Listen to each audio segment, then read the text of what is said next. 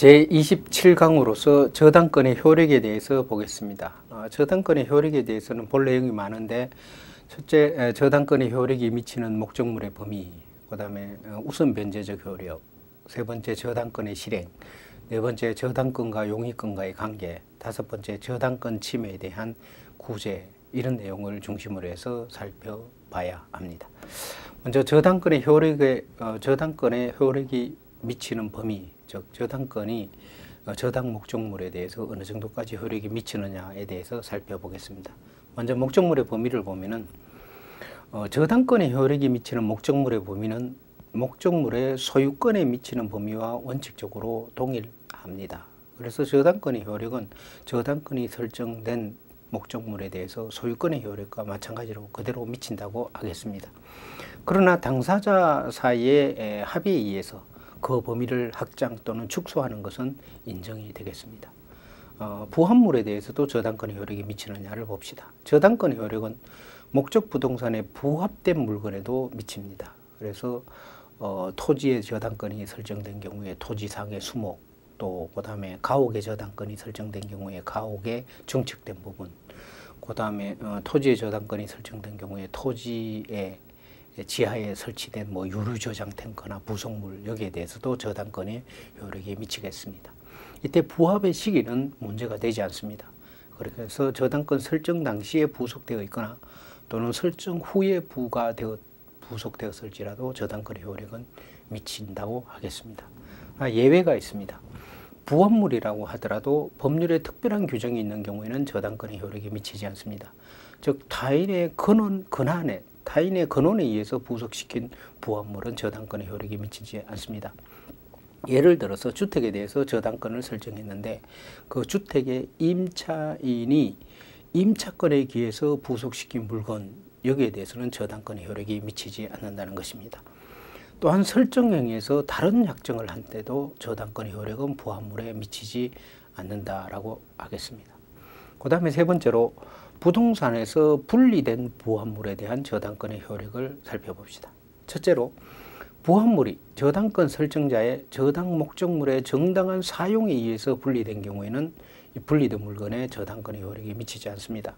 예를 들어서 산림, 즉 이게 나무가 울창한 산림에 저당권이 설정됐는데 이때 저당권 설정자가 그 산림의 정당한 사용에 의해서 사용 수익에 의해서 벌채를 해가지고 반출한 경우, 여기에 대해서는 저당권의 효력이 미치지 않습니다.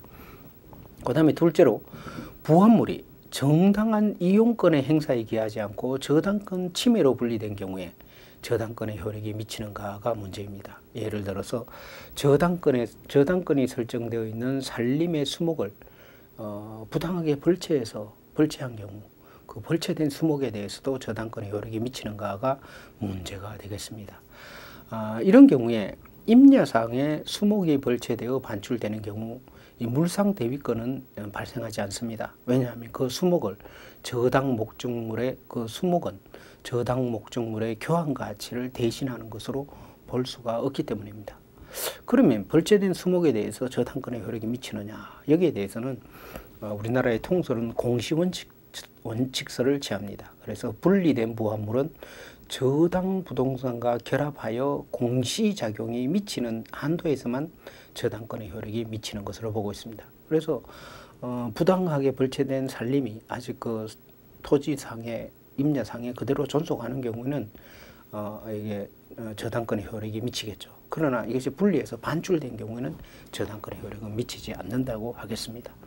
그다음에 종물에 대해서 보면은 저당권의 효력은 저당 부동산의 종물에도 미칩니다. 예를 들어서 건물에 설치된 보일러, 주유소의 주유기 등에도 저당권의 효력은 미친다고 하겠습니다.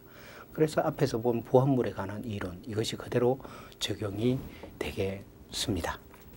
그러나 설정행위에서 다른 약정을 하면 저당권의 효력은 종물에는 미치지 않는다라고 하겠습니다. 물론 이런 다른 약정을 한 경우에 그 약정 상황을 등기해야만 제3자에게 대항할 수가 있겠습니다. 그다음에 네 번째로 가실에 대해서 보면은 저당권은 원래 저당권자가 목적물을 점유하지 않고 단지 목적물의 교환 가치만을 지배하고 있습니다. 그러므로 목적물의 사용 수익권은 처음부터 저당권 설정자에게 속하고 있습니다. 그래서 저당권의 효력은 원칙적으로 가실에는 미치지 않는다고 하겠습니다. 왜냐하면 저당권 설정자가 목적물을 사용 수익하는 권리를 가지고 있으니까 이런 경우에 가실에 대해서는 저당권의 효력이 미치지 않겠습니다. 그러나 저당권의 실행에 착수한 경우에는 가실에도 저당권의 효력이 미칠 수가 있습니다. 즉 저당권의 실행으로 목적 부동산에 대해서 압류를 한 경우에는 저당권 설정자가 그 부동산으로부터 수취한 가실 또는 수취할 수 있는 가실에 대해서 저당권의 효력이 미친다라고 하겠습니다. 그 다음에 저당 목적 토지 위의 건물에 대해서 보면은 건물과 토지는 별개의 부동산이죠. 그래서 토지를 목적으로 한 저당권이 설정된 경우에 저당 목적 토지상의 건물에 대해서는 저당권의 효력이 미치지 않는다고 하겠습니다. 그러나 이때 주의할 것은 나대지상에 저당권을 설정하고 나서 추후에 건물이 지어진 경우, 건물이 신축된 경우에 저당권의 효력은 신축 건물에는 미치지 않습니다. 그러나 이런 경우에도 저당권자는 토지와 함께 그 건물에 대해서도 경매를 청구할 수 있습니다. 그래서 우리 민법상 일괄경매 청구권이 인정됩니다. 이때 일괄경매가 인정되더라도 저당권자는 그 신축 건물의 경매 대가로부터는 우선 변제권을 행사할 수가 없겠습니다. 그 다음에 물상대위에 대해서 보면은 질권의 물상대위에 관한 규정이 저당권에도 준용되도록 하고 있습니다. 그래서 저당권은 본래의 저당물의 가치 변형물에 대해서도 그대로 저당권의 효력이 미칩니다.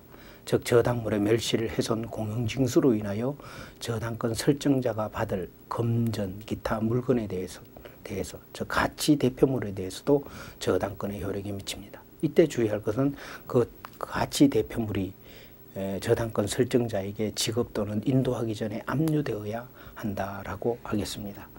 이것에 대해서는 우리가 이제 이 질권을 설명하면서 자세히 봤죠.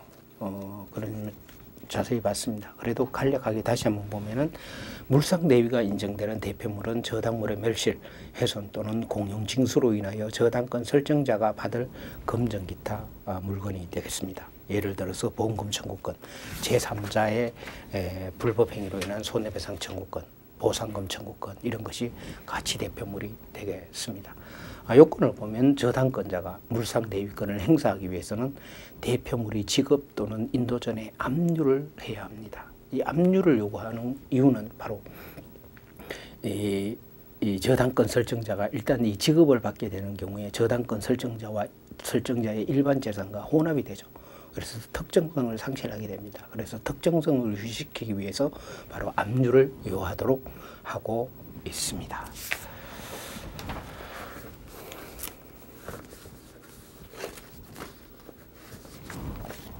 그 다음에 저당권의 효력이 미치는 범위로서 두 번째 문제로서 피담보채권의 범위에 대해서 봅시다.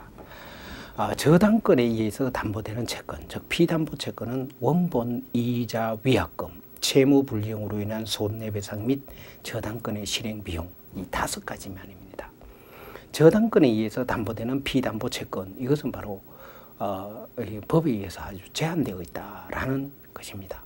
그래서 저당권에 의해서 담보될 수 있는 채권은 원본, 채권의 원본, 이자, 위약금, 채무불이행으로 인한 손해배상 및 저당권의 실행비용을 말합니다. 이때 채무불이행으로 인한 손해배상, 이게 지연배상인데 지연배상은 원본의 이행기를 경과한 1년분에 한하겠습니다.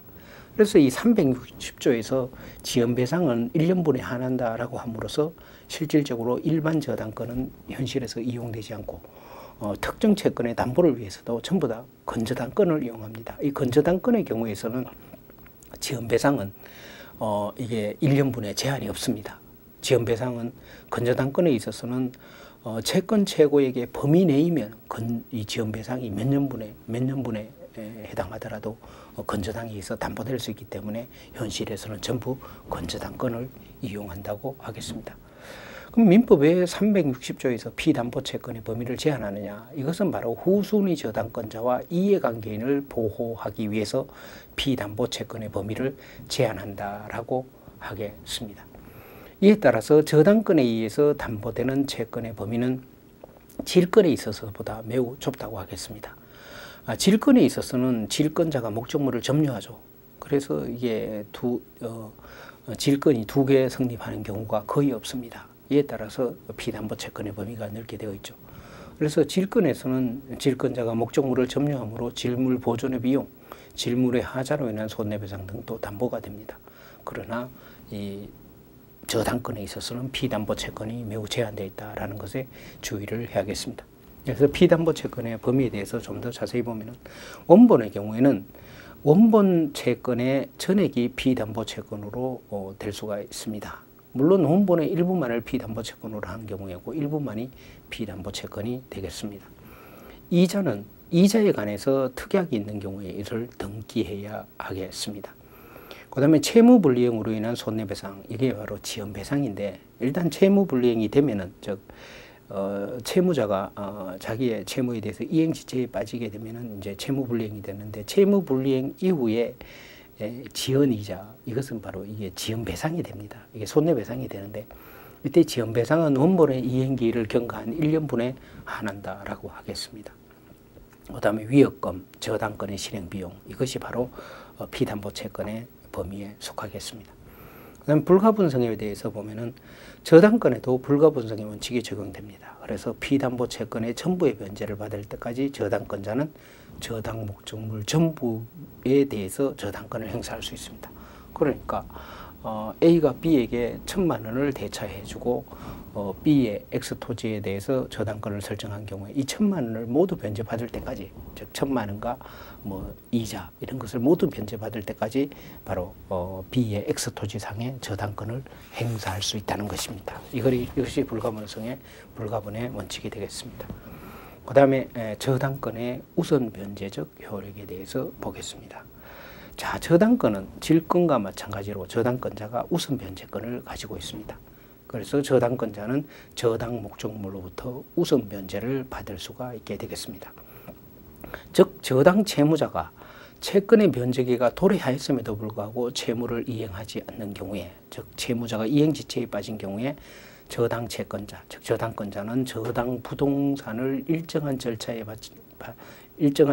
밟아서 매각한가하여 그 대금으로부터 우선 변제를 받을 수 있습니다. 그래서 저당권은 바로 저당권자는 바로 우선 변제권을 가지고 있습니다. 이 저당권의 우선 변제권, 이것이 바로 저당권의 본체적 중심적 효력이다라고 하겠습니다.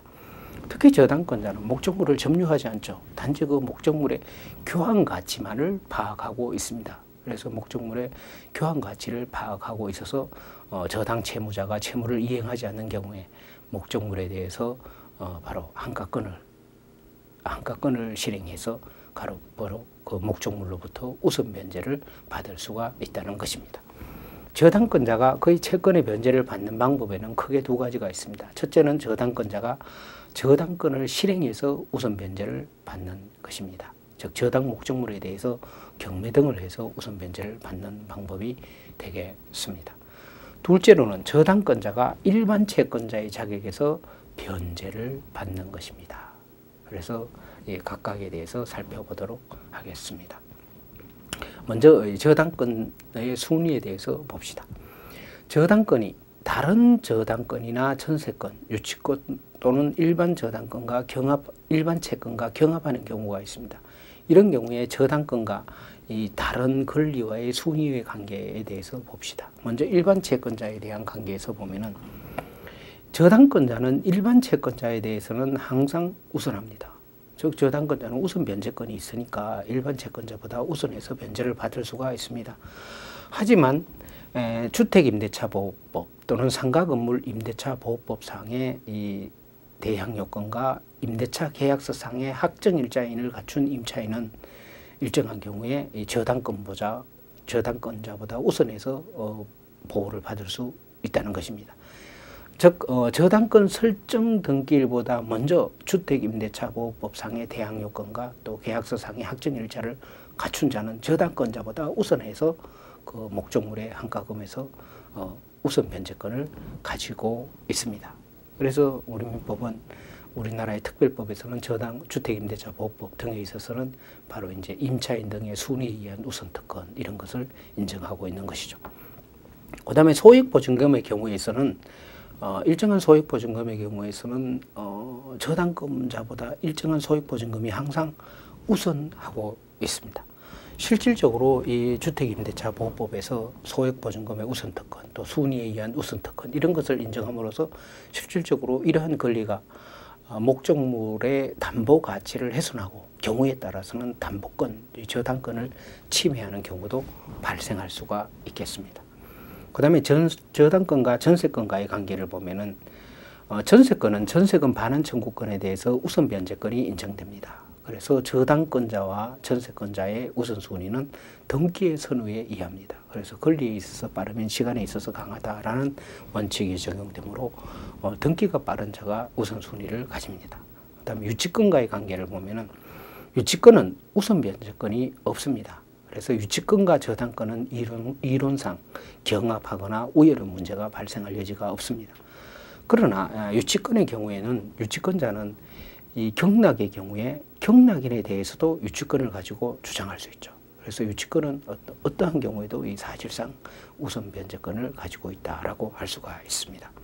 그다음에 저당권자 상호간의 순위를 보면은 동일 부동산 위에 수개의 저당권이 경합하는 경우에 우선 변제의 순위는 이 각 저당권의 설정 등기의 선호에 의합니다. 그래서 등기가 빠른 저당권이 1번 저당권, 후에 저당권이 2번 저당권이 되겠습니다. 그래서 저당권 상호간의 순위는 저당권 설정 등기의 선호에 의해서 결정이 된다라고 하겠습니다. 이때 우리나라는 이 저당권, 선후의 저당권이 있는 경우, 즉 1번 저당권, 2번 저당권이 있는 경우에 우리나라는 순위 승진의 원칙을 취하죠. 이런 경우에 1번 저당권이 소멸하면은 2번 저당권은 자동으로 1번 저당권으로 순위를 승진합니다. 그래서 순위 승진의 원칙을 취하고 있기 때문입니다. 그 다음에 국세 및 지방세와의 관계를 보면, 즉 특히 조세 우선 특권과 저당권과의 관계를 보면은 저당 부동산의 소유자가 체납하고 있는 국세 및 지방세는 그 법정기일 전에 설정된 저당권에 의하여 저당권에 우선하여 징수하지 못합니다.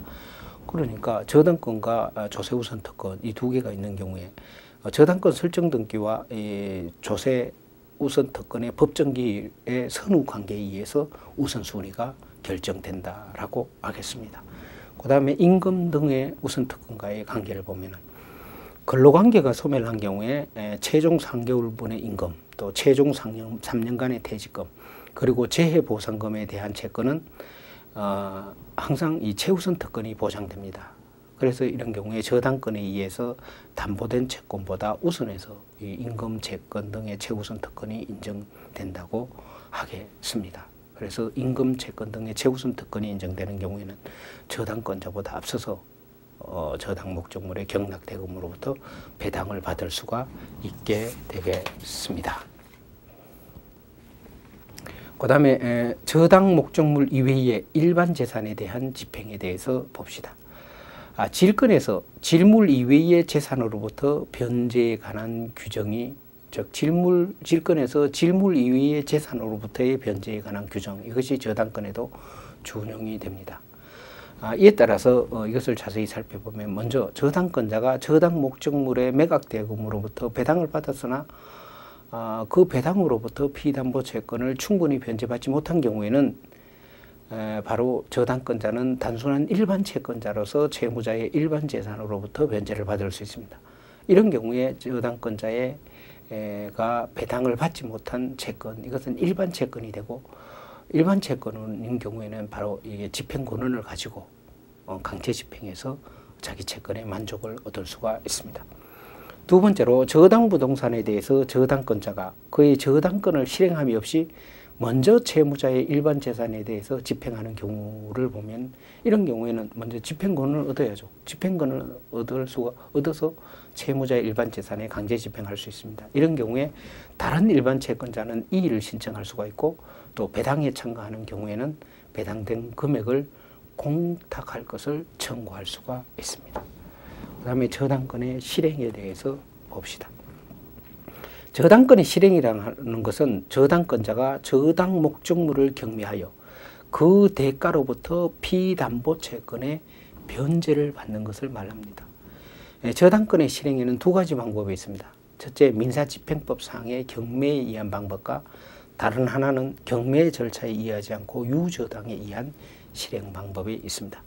통상 저당권의 경우에는 채무자가 이행지체에 빠지면은 저당권자는 저당 목적물에 경매를 청구하죠. 그래서 이제 그 경락대금으로부터 배당을 받아서 자기 채권에 만족을 얻습니다. 이것이 바로 민사집행법에 의한 저당권의 실행이 되겠습니다. 이 민사집행법에 의한 저당권의 실행은 바로 담보권 실행을 위한 경매를 하게 되겠습니다. 저당권 등의 담보권 실행을 위한 경매, 여기에 대해서는 민사집행법에서 자세히 규정하고 있습니다. 이때 주의할 것은 담보권 실행을 위한 경매의 경우에는 집행권원을 요하지 않는다는 점입니다. 즉 통상의 경매의 경우에는 집행권원이 있어야 집행권원에게 의해서 경매를 신청할 수 있는데, 저당권의 경우 또 질권도 마찬가지지만 이런 경우는 집행권원을 특별히 요하지 않고 이 저당권 자체에 의해서 바로 경매를 신청할 수 있다는 것입니다. 그 다음에 저당권 실행의 요건에 대해서 보면은, 저당권을 실행하기 위해서는 먼저 유효한 채권, 즉 비담보 채권이 있어야 되고, 또 저당권이 존재해야 되고, 또 저당권의 이행기가 도래하고 있어야 됩니다. 즉 채무자가 이행지체에 빠져 있어야 하겠습니다. 이러한 요건이 갖추어진 경우에 저당권자는 채권의 변제를 얻기 위하여 저당물의 경매를 청구할 수가 있겠습니다. 이때 저당권의 존재라는 것은 경매 신청 시에 이를 증명하는 서류 등으로 소명할 수 있겠습니다. 즉 저당권의 존재라는 것은 저당권의 존재를 증명하는 서류 등을 첨부해서 소명하는데, 저당권의 성계가 일어난 경우에는 그 성계를 증명하는 서류를 첨부해서 소명할 수가 있습니다. 그 다음에 피담보채권의 이행기가 도래해야 됩니다. 채무자가 이행지체에 빠져야 합니다. 그러므로 채무의 이행기가 도래하기 전에 저당권에 의해서 경매를 신청한 경우에는 위법한 것으로 각하되어야 하겠습니다.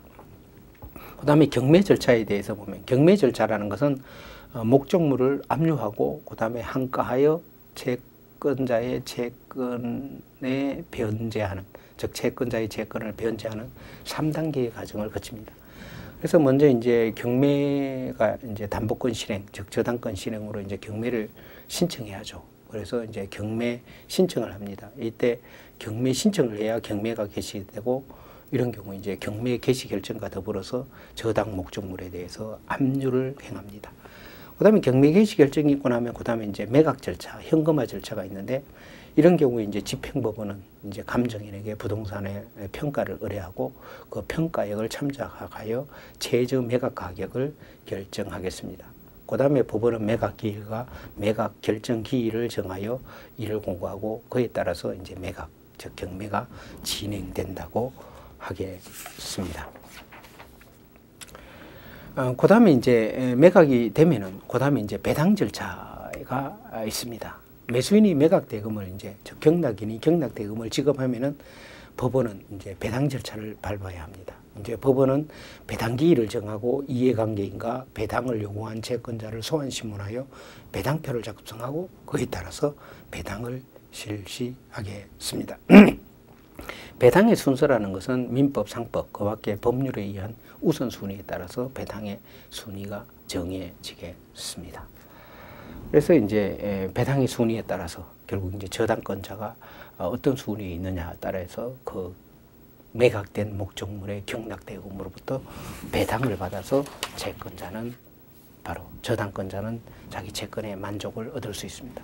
그래서 통상 이제 저당권자는 이 저당권의 실행을 통한 경매를 통해서 자기 채권의 만족을 얻을 수 있습니다. 그 다음에 이 민사집행법에 의한 저당권의 실행 이외에도 유저당 계약, 이 저당권의 사적 실행 이런 것도 인정이 됩니다. 유질 계약의 경우에는 변제기 도래 전에 유질 계약을 허용하지 않죠. 그러나 우리 민법에서는 이 저당권과 관련해서는 명문의 규정이 없습니다. 그러면 저당권에 있어서 유저당 계약이 인정되느냐가 문제가 되겠습니다. 질권에서 변제기 도래 이후에 유질 계약이 인정된다고 했죠. 마찬가지로 저당권에서 변제기 도래 후에 유저당 계약, 이것은 당연히 인정되겠습니다. 이러한 경우는 채무자의 공박을 이용한 폭리의 문제가 발생하지 않기 때문입니다. 그 다음에 변제기 도래 전에 유저당 계약이 허용되느냐가 문제가 되겠습니다. 여기에 대해서 우리 민법은 명문의 규정이 없습니다. 다시 말하면 유질계약을 금지하는 이 339조를 준용하는 규정이 없습니다. 그러면 해석상으로 유저당 계약이 인정될 것이냐가 문제가 되는데 통설은 유저당 계약이 인정된다라고 하고 있습니다. 즉 변제기 도래 전에 유저당 계약도 인정된다고 하고 있습니다. 그 이유를 보면 첫째로 질권의 경우에는 영세 채무자의 보호가 중요하지만 저당권의 경우에는 그러한 점이 덜하다는 것입니다. 즉 저당권자와 저당권 설정자 사이의 경제적 차이가 현저하지 않다는 것입니다. 두 번째로 저당권의 경우에는 대물변제 예약에 관한 규정에 의해서 해결될 수 있다고 보기 때문입니다.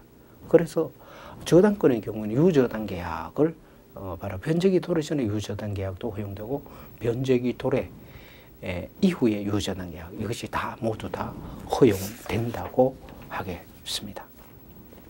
그 다음에 세 번째로 저당권과 용익관계에 대해서 봅시다. 저당부동산의 용익관계 일반을 보면 먼저 저당권 설정자의 용익권능을 봅시다. 저당권자는 목적물의 교환가치만을 파악하고 있습니다. 그래서 저당권이 설정된 이후에도 저당권 설정자의 용익권능은 원칙적으로 영향을 받지 않습니다. 그래서 저당권 설정 이후에도 목적물은 저당 채무자가 항상 그대로 사용하는 것입니다. 예를 들어서 주택담보대출을 하는 경우에도 은행에 저당권을 설정하고 바로 주택에 대출을 주택담보대출을 받았습니다. 이런 경우에도 채무자가 그 집에서 계속 사용할 수가 있죠. 그래서 저당권 설정자의 용익권능은 아무런 제한을 받지 않습니다. 그리고 토지의 저당권을 설정한 경우에도 이 저당권 설정자는 당연히 그 토지 건물을 사용 수익할 수 있으므로 그 토지상의 건물을 신축할 수가 있겠습니다. 그 다음에 저당권과 제3자의 용익권과의 관계에 대해서 봅시다. 저당권 설정자는 스스로 저당 목적물을 이용할 수 있습니다. 이것은 당연합니다. 또한 저당권 설정자는 그 이용권을 제3자에게 줄 수도 있습니다. 즉 제3자에게 용익물권을 설정할 수도 있습니다. 이런 경우에 제3자에게 용익물권이 설정된 경우에 저당권이 실행되면 제3자의 용익물권은 어떻게 되는가라는 것이 문제가 됩니다. 이것은 근본적으로 용익권과 저당권의 설정 등기의 선의에 의해서 결정이 되겠습니다. 먼저 저당권 설정 전에 설정된 용익권에 대해서 보면은 저당권이 설정되기 전에 제3자가 용익권을 가지는 경우에 저당권이 실행되더라도 저당권 실행에 의해서 목적물을 경매하더라도 용익권자는 경락인, 즉 목적물의 경락인에 대해서 대항할 수가 있습니다. 왜냐하면 이런 경우에 저당권이 즉 용익권이 저당권보다 먼저 성립되었기 때문에 이것은 강한 권리가 되기 때문입니다. 물론 이러한 경우에 전세권의 경우에서는 약간의 예외가 인정될 수가 있습니다. 즉 전세권의 경우에서는 저당권보다 전세권이 먼저 설정된 경우에 원칙으로 전세권은 경락인에게 인수가 되는 것이 원칙입니다. 그렇지만 전세권의 경우에는 전세권 자체가 담보물권으로서의 성질도 있죠. 이에 따라서 전세권자가 배당을 요구하면 경락으로 인해서 전세권은 소멸한다라고 하겠습니다. 그 다음에 두 번째로 저당권 설정 후에 설정된 용익권을 봅시다. 자, 저당권이 설정된 이후에 용익권이 설정되었습니다. 이런 경우에 저당권이 실행되면 바로 용익권자는 경락인에게 대항할 수가 없습니다. 다시 말하면 용익권은 소멸한다라는 것이 되겠습니다. 그 다음에 저당권과 용익권과의 관계에서 이 법정 지상권에 대해서 봅시다.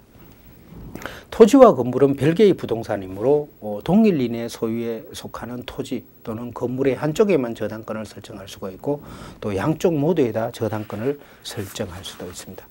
이런 경우에 경매로 인해서 토지와 건물의 소유자가 달라진 경우에는 토지 소유자는 건물 소유자에 대해서 지상권을 설정한 것으로 보게 되겠습니다. 자, 어떤 경우냐? 자, 토지는 갑, 건물은 또 갑에게 속했습니다. 그런데 갑이 이 토지와 건물에 대해서 건물에 대해서만 저당권을 설정했습니다. 을이 저당권자입니다. 그런데 갑이 채무를 변제하지 않음으로써 을이 어떻게 했습니까? 이 건물에 대해서 담보권 실행을 해서, 즉 경매를 청구해서 이 건물이 바로 병의 소유가 되었습니다. 이러한 경우에는 병은 이 건물의 소유를 위해서, 병은 자신의 건물의 소유를 위해서 갑에게 바로 지상권을 주장할 수 있습니다. 이것이 바로 법정 지상권입니다. 이것은 바로 저당권 실행의 경우에 있어서 법정 지상권이 당연히 인정되는 경우에 해당되겠습니다.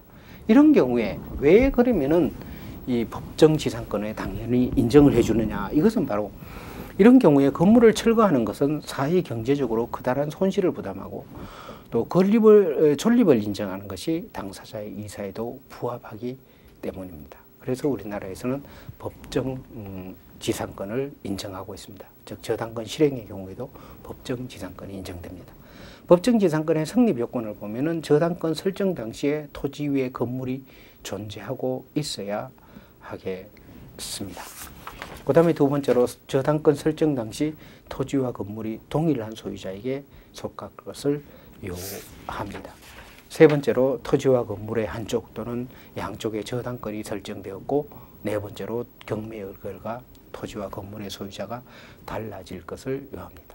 그래서 토지와 건물의 소유자가 달라지는 경우에 바로 그 토지의 소유자는 건물의 소유자는 토지의 소유자에 대해서 당연히 이 건물의 소유를 위한 법정 지상권을 취득할 수 있습니다. 즉 법정 지상권을 주장할 수 있다라고 하겠습니다. 그 다음에 저당권과 용익권과의 관계에서 세 번째로 저당 토지 위의 건물에 대한 일괄경매권, 즉 일괄경매 청구권에 대해서 봅시다. 자, 토지를 목적으로 저당권이 설정된 후 그 설정자가 토지상의 건물을 축조한 경우에는 저당권자는 토지와 함께 건물에 대해서도 경매를 청구할 수 있습니다. 이것이 일괄경매 청구권입니다.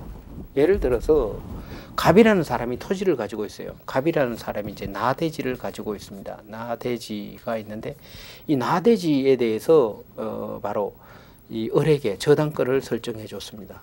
그래서 저당권자죠. 그런데 나대지상에서 저당권을 설정해 준 후에도 갑은 이 토지를 사용 수익할 수 있죠. 그래서 갑이 이 토지상에 건물을 딱 지었습니다. 이 건물이 갑에게 속하고 있습니다. 이런 경우에 을은 어떻게 할 수 있느냐 하면은 저당권 실행을 할 때 이 나대지, 즉 건물, 이 토지에 대해서만 저당권의 실행으로서 경매를 청구할 수 있는 것이 아니라 이런 경우에 이 건물에 대해서도 함께, 즉 토지와 건물 전체에 대해서 일괄 경매 청구권이 인정된다는 것입니다. 즉 을은 이 갑의 건물에 대해서는 저당권을 설정하지 않았죠. 저당권을 설정하지 않은 건물에 대해서도 바로 을은 담보권 실행으로서 일괄 경매 청구권을 행사할 수 있다는 것입니다. 물론 이런 금융실무에서는 이런 경우에 실질적으로 이 갑이, 즉 나대지의 저당권을 설정한 경우에 이 저당권 설정자가 이 나대지상의 건물을 짓지 못하도록 저당권자가 이 담보지상권을 설정하는 것이 일반적입니다. 이런 게 담보지상권을 취득해서 이 토지에 대한 사용 수익권, 이것도 이 저당권자가 가지고 있는 경우, 이런 것이 현실에서는 일반적 많다라고 하겠습니다. 그래서 금융실무에서는 저당권자가 건물을 신축하지 못하도록 하기 위해서 바로 이 담보지상권, 이런 것이 인용되고 있습니다. 자, 이런 경우에 왜 그러면 일괄 경매 청구권을 인정하느냐? 즉 저당권의 목적물이 아닌 건물에 대해서도 왜 일괄 경매 청구권을 인정하느냐? 이것은 바로 건물 철거의 방지와 담보 가치의 유지를 위하여 담보 가치를 유지하여 저당권자를 보호하기 위한 것입니다. 만일 이러한 경우에, 즉 갑이 나대지에서 을에게 저당권을 설정하고 그 후에 건물을 신축한 경우에, 이런 경우에 을이 이 토지에 대해서만 담보권 실행에 경매를 신청했습니다. 그래서 토지가 병한테 경락되었습니다. 이런 경우에 병은 이 갑의 건물에 대해서 건물 철거를 청구할 수 있어요. 왜냐하면 갑이 이 토지상에 어떤 갑이 이 토지상의 병의 토지상의 어떤 갑이 이 건물을 소유할 어떤 법적 권리가 없기 때문입니다. 저 이런 경우에 어떻게 되느냐? 이런 경우에는 결국은 건물을 철거를 청구할 수 있죠. 그럼 이런 경우에 이 갑의 건물을 철거하는 것이 사회경제상으로 타당하냐? 즉 사회경제적으로 유익하냐 봤을 때 바로 건물의 철거를 방지하는 것이 사회경제적으로 유익하다라고 봐서 바로 일괄경매 청구권을 인정하는 것입니다.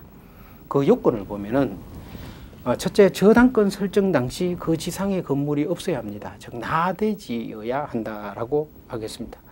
저당권 설정 당시 지상에 이미 건물이 존재하고 있다면 이런 경우에는 법정 지상권의 인정 여부만이 문제가 될 뿐이겠습니다. 두 번째로 저당권 설정자가 축조하고 소유하는 건물일 것을 요합니다. 그러므로 저당권 설정 이후에 저당권 설정자 이외의 제3자가 건물을 축조한 경우나 또 저당권 설정자가 축조했으나 경매 당시 제3자의 소유에 속하고 있는 경우에는 일괄경매권이 인정되지 않습니다. 그리고 일괄경매권은 저당권자의 권리이지 의무는 아니다라고 하겠습니다. 그래서 저당권자는 일괄경매권에 의해서 토지 위에 건물에 대해서도 경매를 신청할 수도 있고 그렇지 않고 그냥 토지상에 경매를 신청할 수도 있습니다. 만일 저당권자가 토지상에 대해서만 경매를 신청한 경우에 매수인이 된 자, 즉 경락인이 된 자는 건물의 철거를 구할 수가 있겠습니다. 이때 건물의 철거를 구하는 것은 위법한 것이 되지 않습니다. 일괄경매의 효과를 보면은 이런 경우에 토지와 건물이 일괄경매 청구권에 의해서 일괄경매되더라도 그 건물의 경락 대가로부터 저당권자는 우선 면제를 받지 못합니다. 그래서 이런 경우에 토지와 건물이 동시에 경매가 되는 경우에 있어서는 각기 별도로 평가하여 경매 가격을 산정해야 하겠습니다. 그래서 일괄경매 청구권에 대해서 봤습니다. 그 다음에 저당권의 침해에 대한 구제 문제를 봅시다. 저당권의 침해라는 것은 저당권자의 담보를 위태롭게 하는 것을 말합니다. 그래서 저당권의 침해라는 것은 바로 저당권자의 담보 가치를 위태하게 하는 것으로서 저당권자가 저당 목적물의 교환 가치로부터 우선 면제를 받는 것을 위태롭게 하는 일체 행위를 말합니다. 예를 들어서 저당 목적물의 멸실 훼손을 시키거나 또 저당 살림의 부당한 별채나 또 부당 관리에 의한 저당물의 붕괴 또 종물의 부당한 분리 이런 것이 저당권의 침해가 되겠습니다. 이때 저당권 침해의 특수성이 인정됩니다. 저당권은 본질적으로 목적물의 교환 가치만을 파악하고 있는 가치권이죠. 이에 따라서 침해의 특수성이 인정되는데 첫째, 저당권 설정자가 저당 목적물의 사용 수익권을 가지고 있습니다. 그러므로 목적물이 설정자에 의해서 통상의 용법에 따라 이용되고 있는 한 설정자가 종물을 분리하더라도 저당권의 침해가 되지 않습니다. 두 번째로 저당권의 침해가 있더라도 곧바로 손해배상 청구권이 인정되지 않는다는 것입니다. 즉 저당 목적물이 침해하여 교환 가치가 감소되더라도 나머지 잔존물의 가치가 피담보채 금액을 초과한다면 손해가 없는 것으로 되어 손해배상 청구권이 인정되지 않겠습니다. 저당권 침해에 대한 구제 방법으로서는 어떤 것이 있느냐 그것을 보면은 이제 저당권의 침해가 있는 경우에 첫째, 저당권자는 물권적 청구권을 행사할 수 있어요. 두 번째로 침해로 손해가 발생했으면 손해배상 청구권을 행사할 수가 있고 세 번째로 채무자에 대해서 저당물 보충 청구권을 행사할 수가 있고 네 번째로 채무자에 대해서 적시 변제 청구권을 행사할 수 있습니다.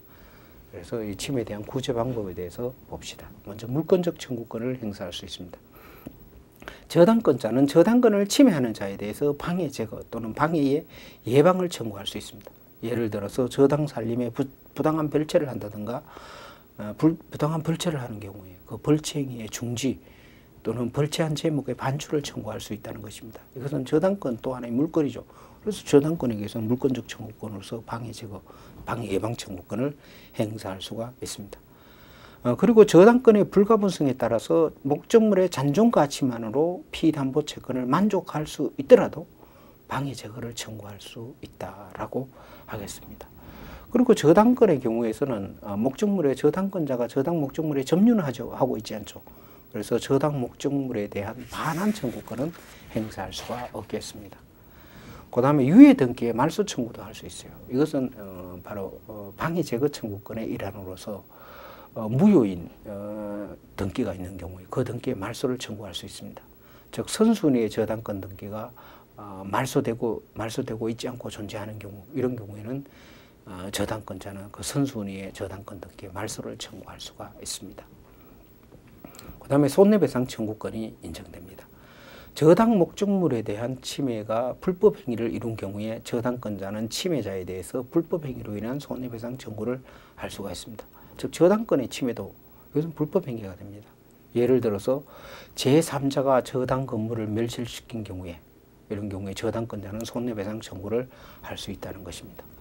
그 다음에 저당물의 소유자가 목적물을 고의가실로 멸실시킨 경우, 여기에 대해서도 저당권자는 소유자에게 대해서 손해배상 청구권을 행사할 수 있습니다.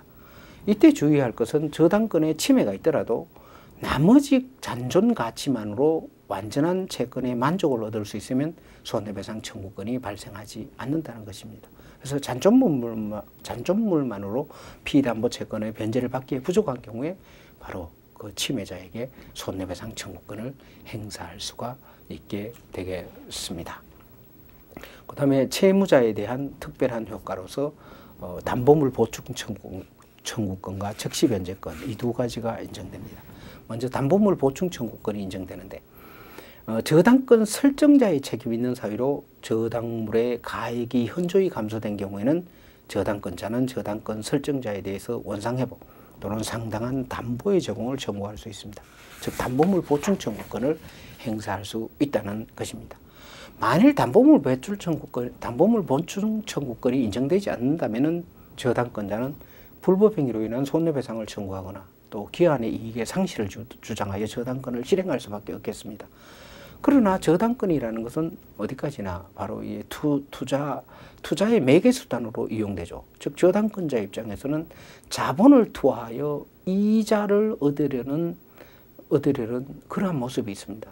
그럼으로써 이런 경우에 담보물이 일부 멸실된 경우에 채무자에 대해서 담보물 보충 청구권을 행사해서 저당권을 그대로 유지할 수 있도록 하기 위한 것입니다. 그래서 담보물 보충 청구권이 저당권자에게 인정이 되겠습니다. 그 다음에 적시변제 청구권이 인정됩니다. 기한의 이익의 상실을 주장해서 바로 적시변제 청구권을 행사할 수도 있습니다. 저당권의 침해가 채무자의 책임 있는 사유로 발생한 경우, 즉 저당 건물 이것이 채무자의 책임 있는 사유로 멸실됐습니다. 이런 경우에는 저당권의 침해가 채무자의 책임 있는 사유로 발생한 것이죠. 이런 경우에 채무자는 기한의 이익을 상실합니다. 이 기한의 이익이라는 것은 주로 이제 채무자의 이익을 위한 것으로 추정이 되죠. 그러니까 채무를 한 달 뒤에 변제해도 된다. 이 한 달이라는 기간, 이 기한의 이익이라는 것은 채무자를 위한 것으로 추정되죠. 그래서 이런 경우에 채무자가 목적물을 책임 있는 사유로 멸실시킨 경우에 저당권자는 바로 채무자에게 기한의 이익의 상실을 주장할 수 있습니다. 따라서 저당권자는 적시 변제를 청구할 수가 있고 그래서 저당권을 실행할 수가 있게 되는 것입니다. 이때 주의할 것은 적시 변제 청구권은 손해배상 청구권과 함께 행사할 수 있지만은 담보물 보충 청구권과는 선택적으로 행사할 수 있습니다. 즉 담보물 보충 청구권을 행사하는 경우에는 적시 변제 청구권을 행사할 수는 없죠. 그렇지만 적시 변제 청구권을 행사하는 경우에는 손해배상 청구권과는 함께 주장할 수 있다라고 하겠습니다. 그래서 우리가 지금까지 봐서 저당권의 효력에 대해서 봤습니다. 27강 강의는 여기서 마치겠습니다.